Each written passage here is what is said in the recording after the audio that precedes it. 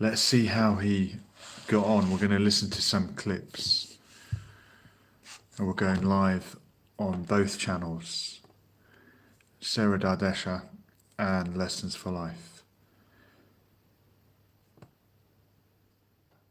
Tucker Carlson has been visiting Jordan. I've been to Jordan quite a few times. Let's hear how Tucker Carlson got on there.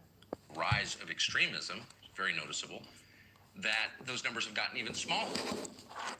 And in Jerusalem, if you follow this at all on the internet, you see video clip after video clip of Christian clergy being spit at by religious extremists, not Muslim religious extremists, but Jewish religious extremists. And that's something most Americans didn't know happened, didn't think could happen, particularly since the United States, the most important Christian country in the world, is funding this. And anyone who's raised this question, this show has done that, has been dismissed out of hand as a liar or an anti-Semite or, best of all, a secret jihadi, a secret Muslim. You must be a Muslim. And so we thought it'd be worth coming here to find out what the truth is, or at least getting closer to the truth being pretty elusive usually in political terms, but why not go ahead and talk to people?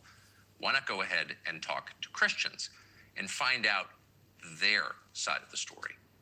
Why aren't Christian churches doing this? Why aren't American Christian leaders like Mike Huckabee or Ted Cruz, people who invoke the Christian Bible to justify what they're doing, why haven't they done this? We can only guess, but they haven't. They have funded the other side.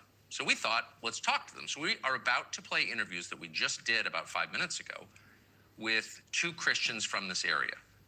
One was born in Israel, one was born in Jordan. The one born in Israel was born, in fact, in Jesus' hometown of Nazareth. His father was literally a carpenter, which is kind of hilarious.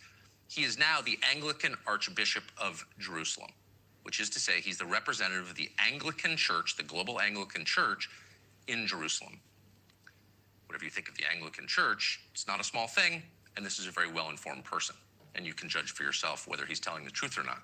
Our view is he absolutely is telling the truth. And the story that he's going to tell you in just a minute is pretty shocking if you're a Western Christian, because it's a story of Christians being oppressed in Jerusalem by a government that American Christians pay for. And the second person we're going to speak to is...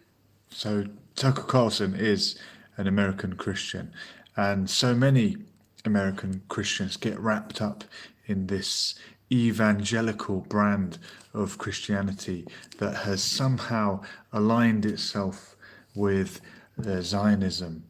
And he's mentioning there the Anglican Church. You've got the Anglican Church, the Orthodox Church, the Catholic Church, with leaders in Jerusalem, the holiest city for the Christians. And the evangelical Christians in America are a world away from those churches, and their support for Israel stems from a messianic concept of the return of Christ not happening until the Lord gathers up all the children of Israel in the Holy Land. So this prophecy that is in the Christian eschatology, these Christians want to speed up that process. They want Judgment Day to come.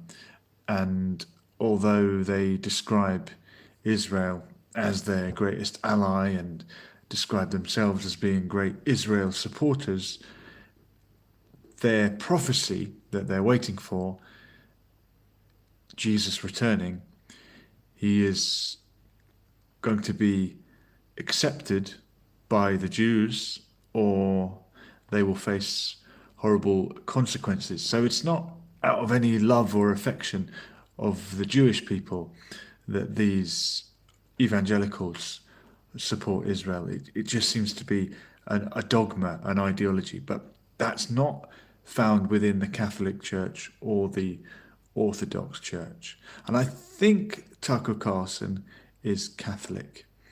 I'm not sure if I'm right about that one. I'll have to double check it. But he's in the Holy Land. He's been in Jordan, meeting Jordanian Christians that live in the majority a Muslim country. Let's have another clip. What's it like to be a Christian in an overwhelmingly Muslim country here? Well, Christians here in Jordan have always felt, really one and the same with the Muslims in Jordan. And it goes back thousands of years, really, Tucker.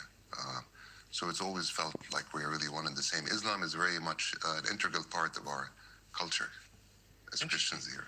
Yeah, we feel very comfortable. As Christians here? As Christians, absolutely. Most Americans are going to be surprised to hear that. Oh, of course. I mean, a lot of my American friends, when I first met them, they were surprised that, I'm Christian from Jordan. I'm like, what do you mean? I mean, this is where Christianity started, right? We are the ancient Christians. Yes. It's a bit upsetting for me. Jesus was baptized right there. Christ's official mission, right, started in Jordan. I've been to this country before, and I've always felt comfortable here. And if you say that, in the West, people are either incredulous or they accuse you of being a secret Muslim or jihadi or something, which I'm not at all. But I'm really struck that you said Islam is an integral part of the culture for Christians here. What does that mean?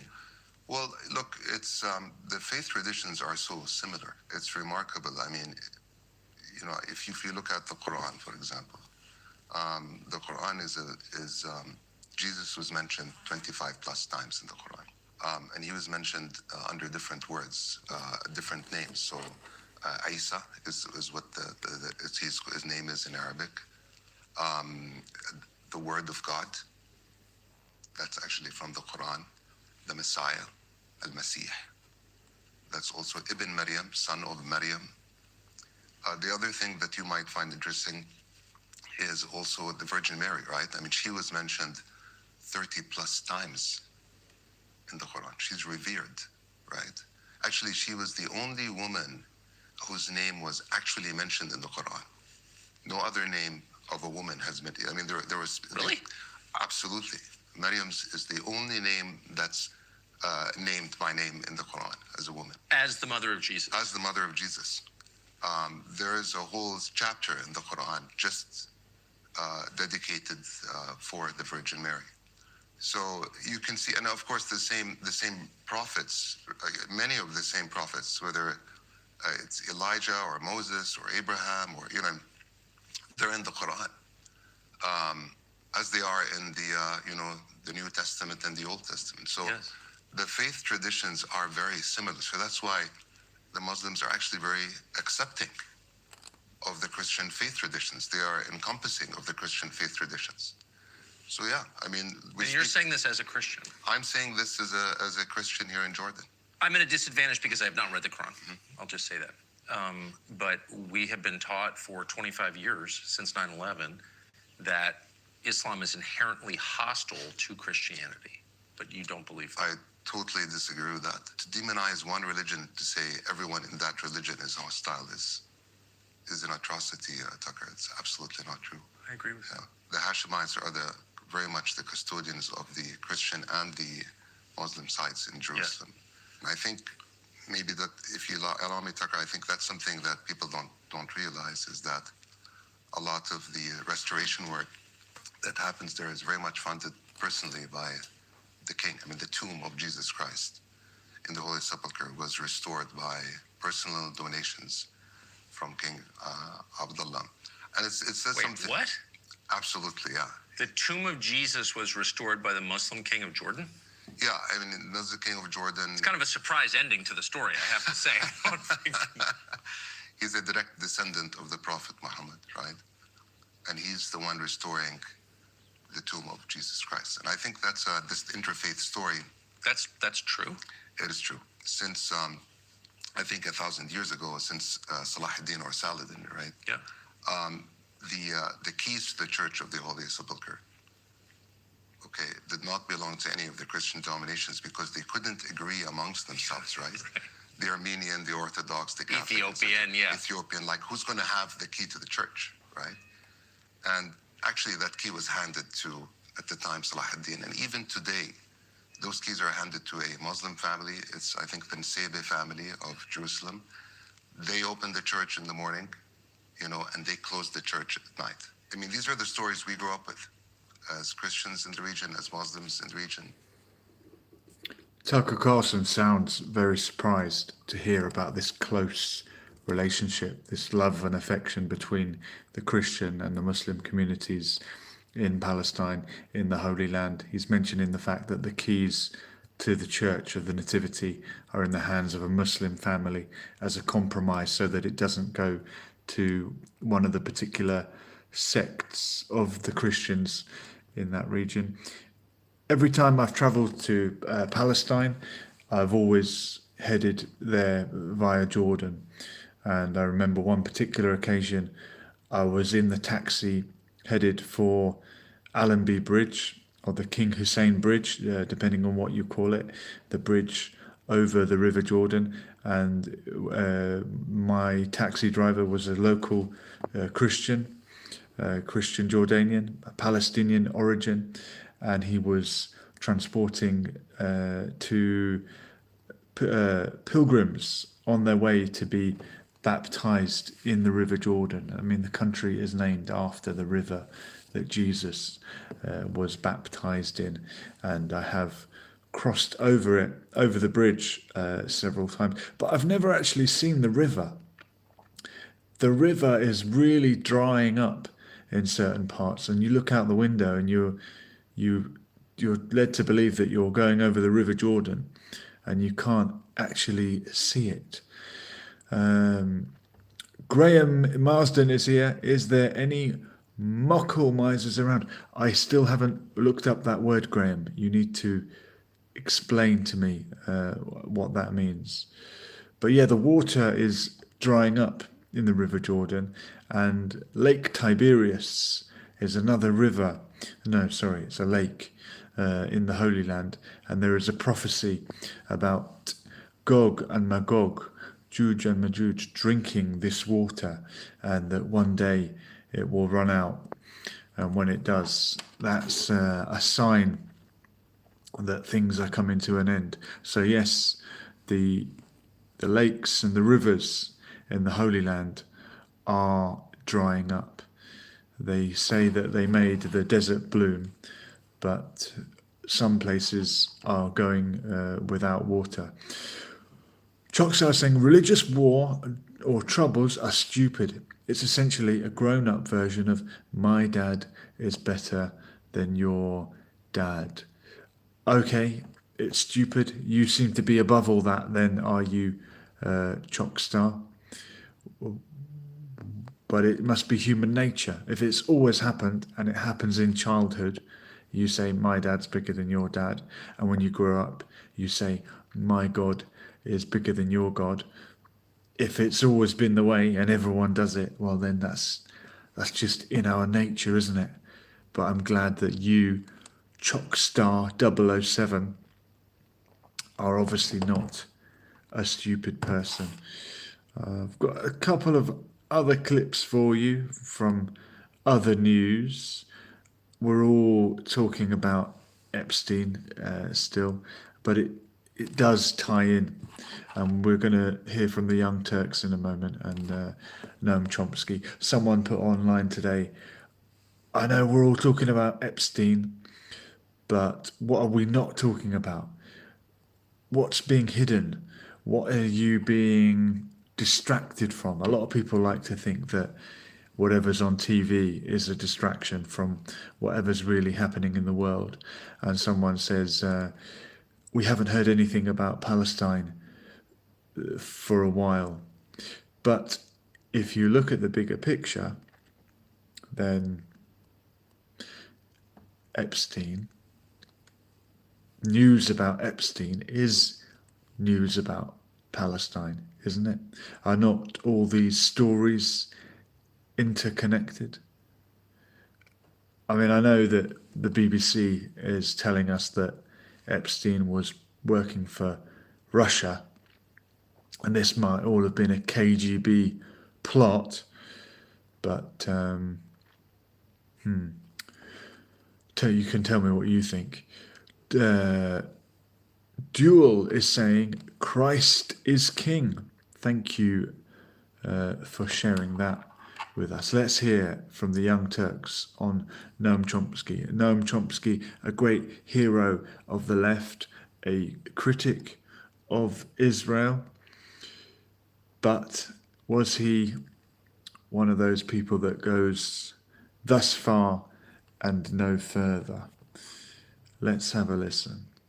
We're now learning from the latest batch of the Epstein files released by the DOJ, of course, that Noam Chomsky, of all people, was not only friendly with Jeffrey Epstein, he was providing advice to Jeffrey Epstein as he was dealing with some sexual assault and rape allegations, pretty close to when he actually ended up getting prosecuted and imprisoned. So this is actually the email that Chomsky had written to Epstein February 23rd, 2019. Epstein copied and pasted the message and sent it over to a guy named Matthew Hilzick to get his opinion on what Chomsky was saying and the advice he was giving to Epstein. So now I'm going to read you Chomsky's actual message to Epstein. He says, quote, "I've watched the horrible way you are being treated in the press and public. It's painful to say, but I think the best way to proceed is to ignore it. I've had plenty of experience, though, of course, not on this scale. A Google search will bring up tons of hysterical accusations of all sorts, even groups devoted to vilifying me. I pay no attention unless I'm approached for a comment on a specific matter. It's a nuisance, but it's the best way. The same conclusions from experiences of others, in some cases, close friends." So, here's Noam Chomsky giving a serial pedophile rapist advice on how to handle the latest allegations against him. There's more. Further, he writes, what the vultures dearly want is a public response, which then provides a public opening for an onslaught of venomous attacks, many from just publicity seekers or cranks of all sorts, which are impossible to answer. How do you prove that you are not a neo-Nazi who wants to kill the Jews, or a rapist, or whatever charges come along? That's particularly true now with the hysteria that has developed about abuse of women, which has reached the point that even questioning a charge is a crime worse than murder. For virtually everyone who sees any of this, the reaction will be, where there's smoke, there's fire, maybe raging fire, whatever the facts, which few will even think of investigating. Okay, that was Noam Chomsky in a message that he sent to Jeffrey Epstein in 2019. So this is after Epstein had already been convicted of trafficking human beings for sex. Yeah, Noam Chomsky. It's never good when it's someone from your team. Mitchell is saying, cool scarf, bro. Thank you very much. This is a Yemeni scarf. And Sarah Dardasha was selling them at some point. That may be on offer again eventually. You might want to slow down the video coming up because we've got fast talking Ben Shapiro. Mitchell is saying, do I like Yemen? Yes, I love Yemen. I haven't been there yet, but would love to visit one day. Here's Ben Shapiro on the Epstein files. A lot of people are looking for the connection between the Jeffrey Epstein story, the saga, the details that are now coming out, and what that means about, quote unquote, who runs our world. Now, there are a lot of very powerful people whose names have been mentioned in the Jeffrey Epstein scandal. People who are hanging out, hobnobbing with Jeffrey Epstein. People who are asking dating advice, like Lauren Summers, former president of Harvard. Or people who are apparently soliciting visits to Epstein parties, or whom Epstein was soliciting to go to his parties, including people like Elon Musk. Obviously, Jeffrey Epstein was friendly with Bill Clinton. There was a time early on in his life, earlier, when he was friendly with Donald Trump. All of that is true.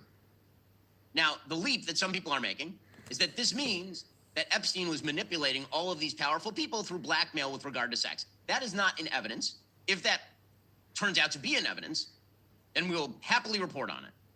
That is not what so far has come out. And the reason I'm making this distinction is because it is, in fact, a deeply important thing that some of the most powerful people in our society act in morally depraved ways, godless, virtue-free ways, hanging out with some of the worst people in our society, people they know to be trafficking in women who are very, very young, if not in minors.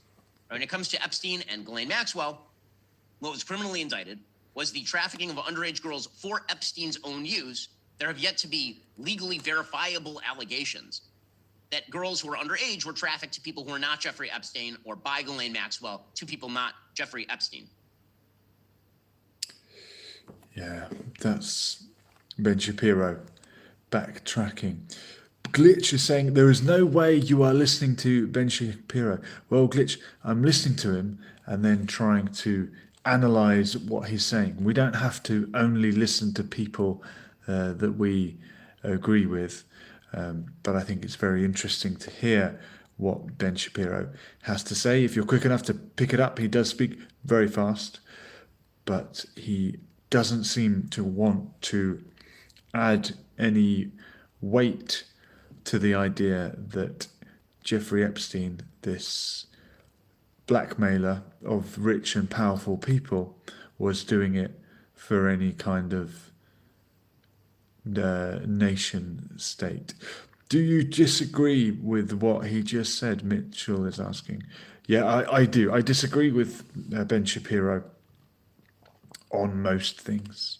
Maybe not everything. He must be right about something. Nobody is wrong about everything.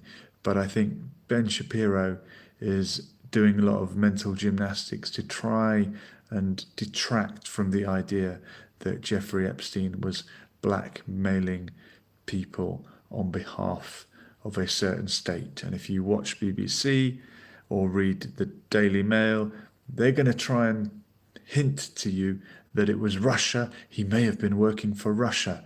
Now, Peter Mandelson, who's just been booted out of the Labour Party, booted out of the government, he released secrets to Jeffrey Epstein. He was in the Epstein files, and they are desperately trying to attempt to say that Epstein was working for Russia. Why did Peter Mandelson have to arrange for Jeffrey Epstein to provide him with a Russian visa? If you were a Russian asset, you wouldn't need Peter Mandelson of the British government to sort you out with a Russian visa, would you? That's the first problem with that. Mitchell is saying, oh, this is about Jew hatred. Got it. Lol. Not sure why you're saying that. No, he worked for Qatar. Are we suggesting that Jeffrey Epstein worked for Qatar? I would be very surprised about that. Maybe you think that Tucker Carlson has been paid by Qatar, and that is explaining his change of views, or his more sympathetic towards Muslim views as of late, possibly. Let's find out a little bit more from, I think this is Sky News this time, and we are talking Peter Mandelson, and this politician did not want to broach the subject. Lord Fortnum, while I have you, and as a senior member of the Labour Party, I do want to ask you about Lord Mandelson. Well, do you mind if I don't go there? Well, I thought you might Don't say even that. go Yeah. there. No, I do kind of mind, because I know that you know him quite well. Yes. You obviously worked with him during New Labour. I'm not going to ask you the specifics, but I do want to talk to you about the way that this is impacting our politics at the moment. Do you mind if I don't? Because I'm talking about assisted dying today, which is such a big issue, both, I mean, primarily for the people who are affected by it. So I'm afraid I won't go there. You're not going to comment at all? Not going to comment at all. Speak for at least 5 minutes about assisted dying, and I do think... No, I'm not going to comment at all. I'm really sorry. Is that because of you've had a conversation with him and No, his concerns? I want the focus to be on You assisted did dying talk today. about that for at least 5 He minutes. really Went wants to talk about in assisted dying. quite It's a lot of detail. I'm really sorry. I thought that I might be able to convince you to at least say something, because No. of course you were there in the moment in the I'm really Lords when they sorry. sat down. I'm really sorry. Are you embarrassed by what's happened here? I'm not remotely Well. a bit embarrassed, but Silence speaks volumes, doesn't it? He does not want to mention what went on. really do want to focus on assisted dying. We have talked about that. I'm going to ask you another couple of questions on it. Have you spoken to Mr. Mandelson about this? I know you're a friend of his. I'm sorry. Can we leave the focus on Mandelson and go to assisted dying? We started on assisted dying, and as the government seems like it's in turmoil, having to sack its man in Washington, a man that you well know, I thought that you might. Well done to this presenter. He's given him the Jeremy Paxman treatment. He's not backing down. Why don't you want to talk about Mandelson? Oh, I want to talk about assisted dying. Oh, did you ever mention assisted dying to Peter Mandelson?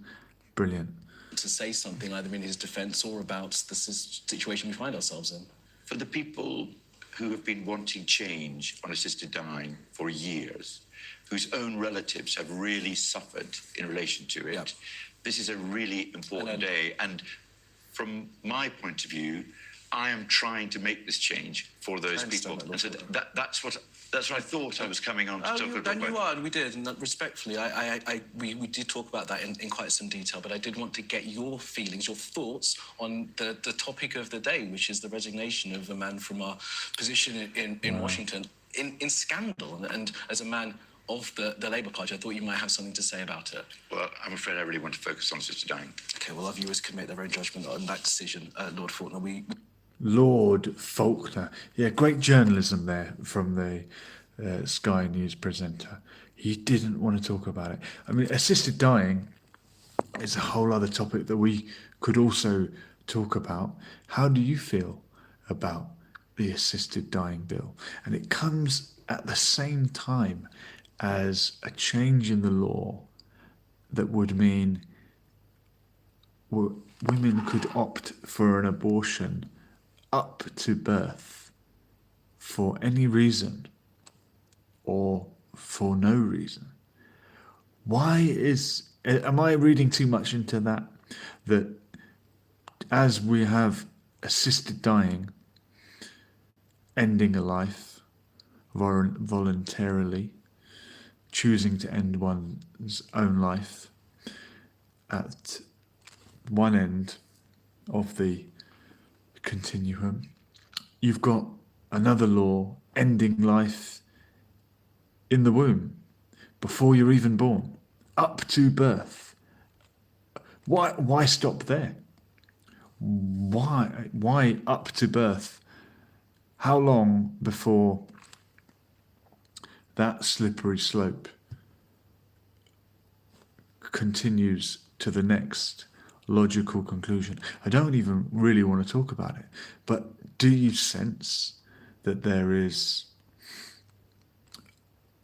a war being waged on life, that we are being urged to take life rather than preserve life?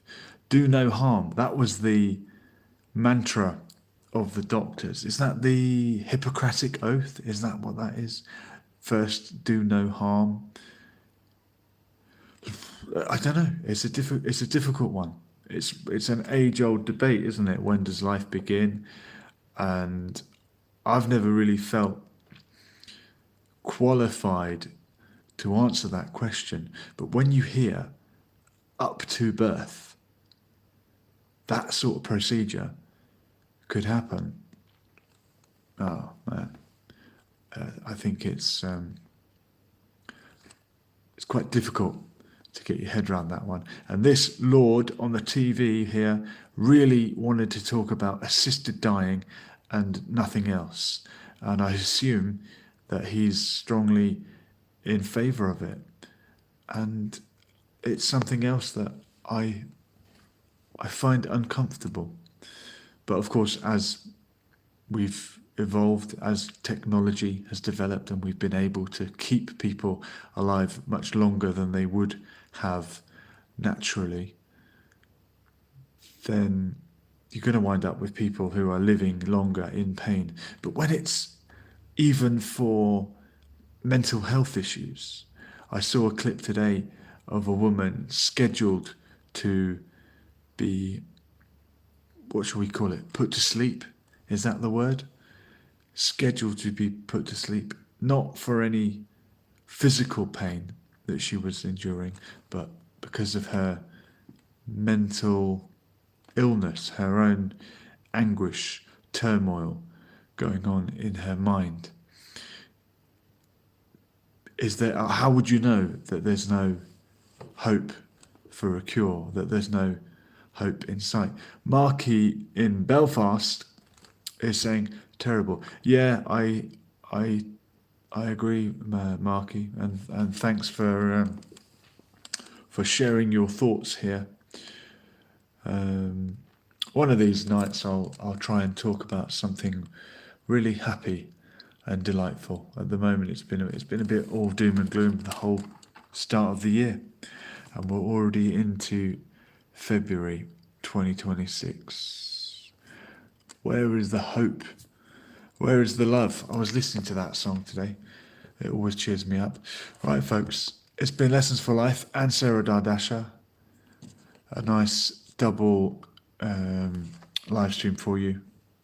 Thank you for tuning in. We'll do it all again soon, God willing. We were here and we are gone. Laters. Thank you.